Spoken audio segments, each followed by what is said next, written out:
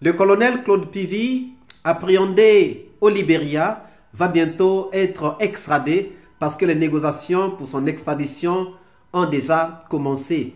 C'est de ça que nous allons parler dans cette vidéo que nous vous proposons. Suivez.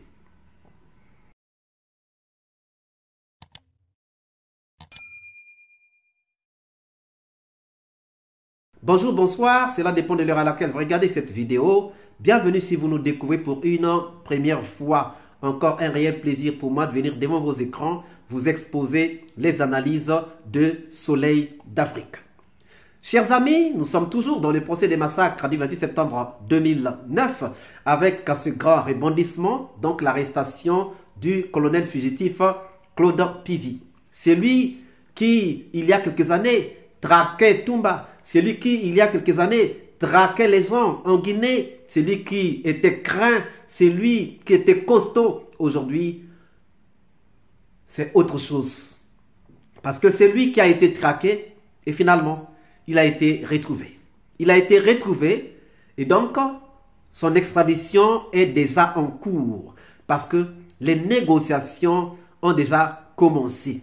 Monsieur le Président, bonjour. Bonjour. On a appris hier l'arrestation du colonel Claude Pivy, qui était en cavale depuis 10 mois et qui avait été condamné il y a 2 mois à la prison à perpétuité à la suite du massacre du stade du 28 septembre. C'était en 2009. Quelle est votre réaction? D'abord, je salue la bravoure des autorités sécuritaires qui ont suivi les traces de colonel Pivy et ses complices. Et aujourd'hui, chose faite, il a été arrêté. Et la victoire, c'est pour la justice guinéenne. Et la victoire, c'est pour les victimes des événements du 28 septembre. C'est une bonne partie de leur dignité qui vient d'être restaurée parce que Claude Pivy a été cité par les victimes, par les témoins, comme l'un des principaux acteurs des événements du 28 septembre. Alors, quand Claude Pivy s'était évadé de prison à Conakry il y a 10 mois, en novembre 2023, beaucoup avaient parlé de défaillance dans le système de sécurité guinéen. Écoutez, ce qui est important, aujourd'hui, malgré plusieurs mois de cavale, la main a été mise sur Pivy grâce à l'efficacité et à l'efficience de notre système de renseignement et grâce à la perspicacité de nos forces de défense et de sécurité. Il a été arrêté vivant, il n'a pas été blessé, il n'a pas été violenté. Pour moi, c'est ça qui est important en tant qu'homme convaincu du respect des droits de l'homme. Il a été arrêté au Libéria, non loin de la région dont il est lui-même originaire, la Guinée forestière. Est-ce à dire qu'il s'est caché pendant ces 10 mois dans sa région natale? Je sais que ce sont des complicités internes qui ont amené à tout ce temps avant de mettre main sur Pivy. Mais j'ose vous dire, Pivy ne pouvait pas être arrêté sans la collaboration des populations de cette région, de la Guinée et de cette partie du Libéria, mais aussi la coopération des autorités libériennes. Les peuples du Libéria et les peuples de la Guinée partagent en commun la langue, les dialectes locaux, partagent en commun aussi les réalités quotidiennes. On quitte le Libéria pour venir tenir le marché hebdomadaire en Guinée et vice-versa. C'est le même peuple. Est-ce qu'il préparait un coup? D'après les informations, la Guinée courait des risques sérieux d'insécurité le long de sa frontière avec le Libéria. Ces informations nous ont été rapportées par l'intermédiaire de nos amis qui vivent au Libéria. Qu'est-ce que va devenir le colonel Pivy maintenant qu'il est prisonnier au Libéria? C'est le mettre tout simplement à la disposition de la justice guinéenne pour qu'il puisse purger sa peine. La condamnation à la prison à perpétuité. Naturellement, qui est une décision de justice qui est exécutoire. Mais êtes-vous certain que les autorités du Libéria vont accepter de l'extrader? Le Libéria est un état de droit. Les dernières avancées démocratiques au Libéria justifient cette assertion et j'ai confiance aux autorités libériennes. Est-ce qu'il y a une convention entre vos deux pays? Naturellement, l'espace CEDEAO est un espace qui est intégré autour d'engagements politiques, d'engagements juridiques. Il était en fait le fugitif le plus recherché de la Guinée. Après donc plusieurs mois, après 10 mois de cavale, parce que c'est depuis le 4 novembre 2023 qu'il s'était évadé de la prison, Claude Pivy a donc été rattrapé. Les négociations seraient déjà en cours, selon donc des sources sûres, entre les autorités guinéennes et les autorités libériennes, concernant donc l'extradition de Claude Pivy et de son acolyte vers la Guinée, où il devra donc répondre de ses actes, où il devra donc purger sa peine de perpétuité, oui, parce qu'il a été condamné à la perpétuité. Alors, pourquoi négocier? Pourquoi négocier? Parce qu'il y a des gens qui vont se poser la question de savoir pourquoi il y a des négociations. Le processus d'extradition n'est pas un processus simple. Ce n'est pas un processus simple. C'est un processus qui nécessite beaucoup de préalables. Il faut qu'il y ait des accords d'extradition entre les deux pays, c'est-à-dire la Guinée et le Libéria. Il faut qu'il y ait un accord d'extradition, un accord qui prévoit d'extrader des gens qui sont fautifs de tel ou tel autre méfait. Donc, il faut regarder. Mais pour ça, il n'y a pas de souci parce qu'il y a des accords quand même qui peuvent permettre à Claude Pivi d'être extradé vers la Guinée. Deuxièmement, il faut aussi étudier les conditions dans lesquelles il sera extradé. Est-ce qu'on va l'extrader par avion, par voiture, par train, par vélo? Est-ce que c'est des blindés qui doivent venir chercher Pivi? Est-ce que la logistique va partir de la Guinée ou encore du Libéria? Ça, c'est des choses aussi à étudier. Parce que il faut qu'il y ait de la logistique. Vous voyez souvent dans des films, lorsqu'on transfère un prisonnier d'un endroit vers un autre, ou bien lorsqu'on l'emmène au tribunal, beaucoup de choses peuvent arriver. Beaucoup de choses peuvent arriver parce qu'en cours de route, le convoi peut être attaqué. Ça, nous ne le souhaitons pas pour Claude Pivi. Mais donc, ces questions doivent être étudiées. Les questions sur son transfert, sur son extradition doivent être étudiées. Par quel moyen on va l'extrader? Par quel moyen on va l'emmener du Libéria vers la Guinée? Et puis, il faut aussi garantir sa sécurité. Garantir sa sécurité. Il ne faut pas qu'on vous livre Claude Pivi pour que Claude Pivi subisse des exactions. Non. Donc tout ça, c'est des questions qu'on regarde. Tout ça, c'est des questions qu'on regarde. Donc, c'est pour cela que ce processus risquera de prendre quelques jours.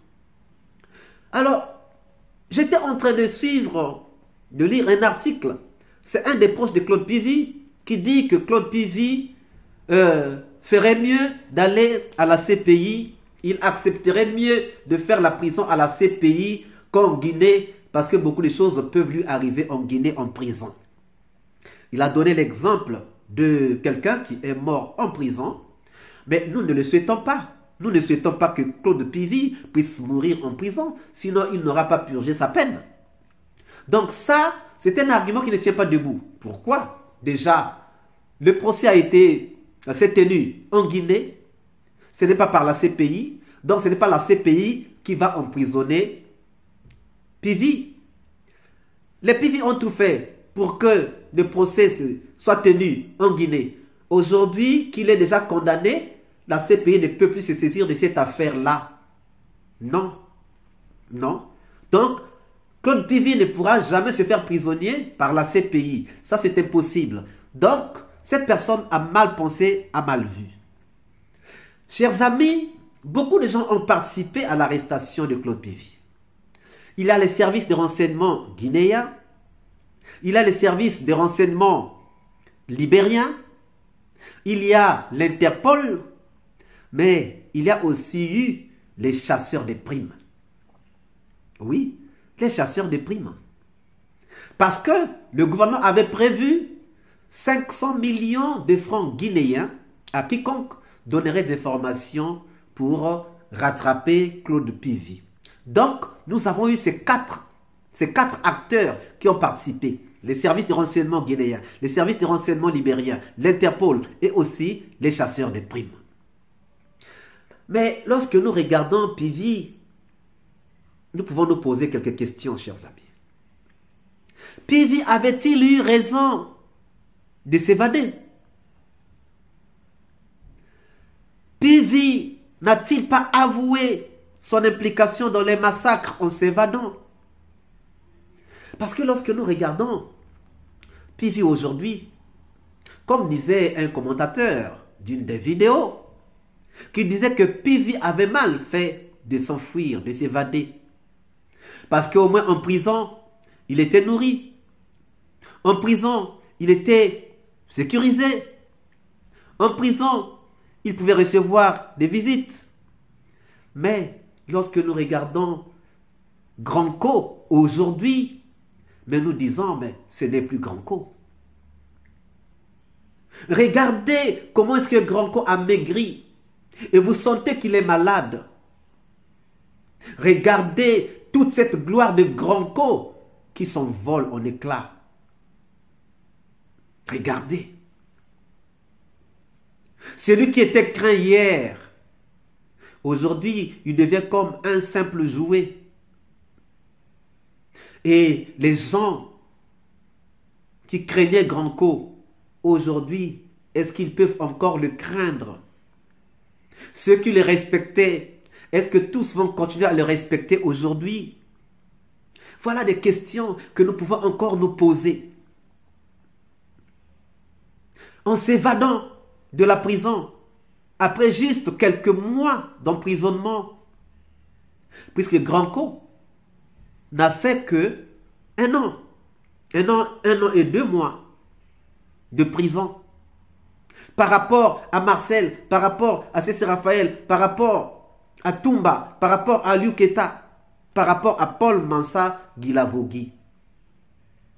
Ce sont les derniers arrivés en prison qui ont cherché à s'évader. Mais en abandonnant 2 des leurs. En l'occurrence, le colonel Diaby et le colonel Kalonzo. PV supportera-t-il longtemps la prison? Est-ce qu'il va supporter longtemps la prison? On nous avait dit que l'officier militaire est caractérisé par le courage.